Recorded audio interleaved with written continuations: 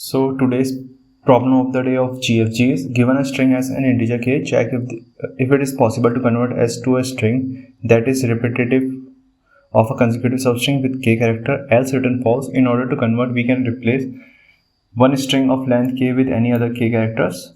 Note, in one operation we can replace any substring of length k whose starting index 0 base indexing satisfy I modulo k is equals to 0 with any subsequence of k character. So मैं easily आपको समझाना चाहता हूँ. Question का कहने का मतलब ये है, हमें ये सबस्ट्रिंग गिवन है, इसे मुझे k कैरेक्टर्स की लेंथ में डिवाइड करना पड़ेगा. जैसे कि मैंने इसे डिवाइड किया यहाँ से, let me change the pen. मैंने इसे k सबस्ट्रिंग्स में डिवाइड कर दिया. k की वैल्यू 3 है तो मैंने इसे 3 के पेयर में डिवाइड कर 3 लेंथ की सबस्ट्रिंग में डिवाइड कर दिया.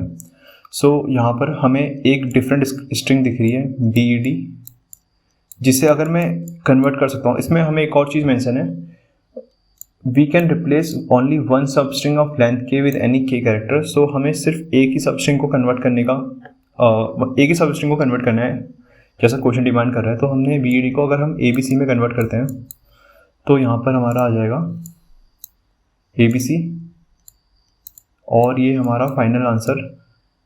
ये पूरी सबस्ट्रिंग कंसेक्यूटिव ऑर्डर में सेम है तो इसमें आंसर रिटर्न ट्रू हो जाएगा. हमें सारी सबस्ट्रिंग को इक्वली मैच कराना है. सो क्वेश्चन की डिमांड यही है. हम इसे दूसरे एग्जांपल से और अच्छे समझते हैं. सो इन दिस एग्जांपल हमें स्ट्रिंग गिवन है ABCD और हमें इसे के सबस्ट्रिंग के ग्रुप में डिवाइड करना है. तो मैं इसे पहले डिवाइड कर देता हूँ. सो हम यहाँ पर देख पा रहे हैं हम पे डिफरेंट स्ट्रिंग्स हैं. AB जिसकी टोटल वैल्यू है 2, हमें 2 डिफरेंट सबस्ट्रिंग गिवन है, और CD हमें गिवन है 2. और हम सिर्फ किसी भी एक स्ट्रिंग को कन्वर्ट कर सकते हैं दूसरी स्ट्रिंग में. सपोज मैंने AB को चूज़ किया, मैंने AB को कन्वर्ट कर दिया CD में, तो मैं इस वाले AB को कन्वर्ट कर दूंगा CD में. सो बट ये वाला चेंज नहीं कर सकते, हम दूसरे AB को कन्वर्ट नहीं कर सकते बिकॉज हमें सिर्फ एक ही सब स्ट्रिंग को कन्वर्ट करना है. तो यहाँ पर हमारा आंसर फॉल्स हो जाएगा क्योंकि हम पूरी स्ट्रिंग को CD में कन्वर्ट नहीं कर सकते हैं. तो इसमें हम रिटर्न फॉल्स कर देंगे. अगर आपने यहाँ पर एक चीज़ ऑब्जर्व करी है, हमने AB के काउंट को लिखा है, CD के काउंट को लिखा है. अगर हम ये चीज़ नोटिस कर सकें, अगर कोई भी सबस्ट्रिंग पहले अगर हम इसे एक मैप में स्टोर कर दें और अगर मैप का काउंट मैप डॉट साइज, यहाँ पर मैंने ये कंडीशन लिखी है, अगर मैप का साइज़ ग्रेटर देन 2 हो जाए, मतलब अगर हमें यहाँ पर एक और सबस्ट्रिंग मिल गई EF, दैट मीन्स EF की वैल्यू भी 1 हो गई, तो it is impossible to convert because हमें यहाँ पर 2 ग्रुप ऑफ सबस्ट्रिंग को कन्वर्ट करके एक सबस्ट्रिंग के ग्रुप में कैटेगराइज करना है, जो कि पॉसिबल नहीं है. तो अगर ये कंडीशन मिलेगी तो हम रिटर्न फॉल्स कर देंगे.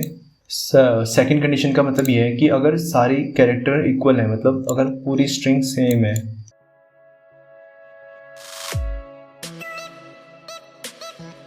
इसका मतलब है कि पूरी स्ट्रिंग सेम है तो हम रिटर्न ट्रू कर देंगे, हमें कोई कन्वर्जन की ज़रूरत नहीं है. और अगर हमें अब हम एक्चुअल स्ट्रिंग पे आते हैं जिस पे हमें ऑपरेशन परफॉर्म करना था.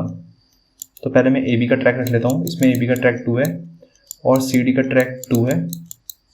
इस पर हम एक वेरिएबल बनाएंगे मिनी, उसमें हम काउंट रख लेंगे कि मिनिमम नंबर ऑफ सबस्ट्रिंग कितने बार रिकॉर्ड हुई है. इसमें तो सिमिलर टाइम हुई तो इसमें 2 रहेगा.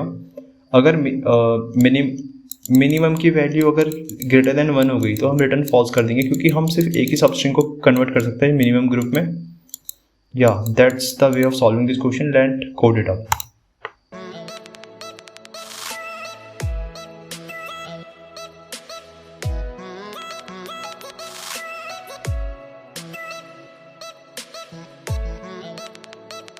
So मैंने यहाँ पर एक अनऑर्डर्ड मैप डिफाइन किया है जिसमें मैं स्ट्रिंग का काउंट रख रहा हूँ और मैं हर एक सब स्ट्रिंग को मैप में इंक्रीमेंट कर दे रहा हूँ.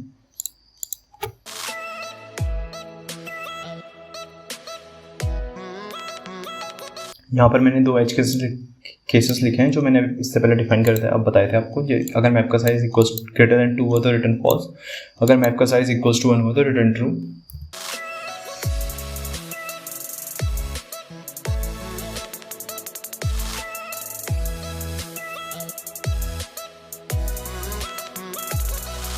So minimum substring occurrence variable के अंदर मैं minimum occurrence of a substring रख ले रहा हूँ जिसको मैं लास्ट में कंपेयर करके आंसर रिटर्न करूँगा.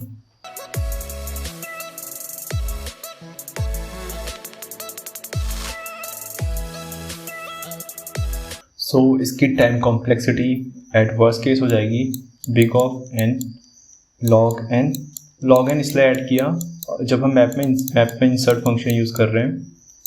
वैसे अनोटेड मैप C++ में तो बिग ऑफ 1 में करता है, बट जावा और अदर लैंग्वेज में बिग ऑफ log n भी लेता है, तो इसकी overall time complexity n of log n हो जाएगी और space complexity big of n हो जाएगी, क्योंकि हम मैप यूज़ कर रहे हैं और ये at most same string S length की स्ट्रिंग को स्टोर कर सकता है। या that's the time and space complexity. Thank you for watching this video. Like, share and subscribe.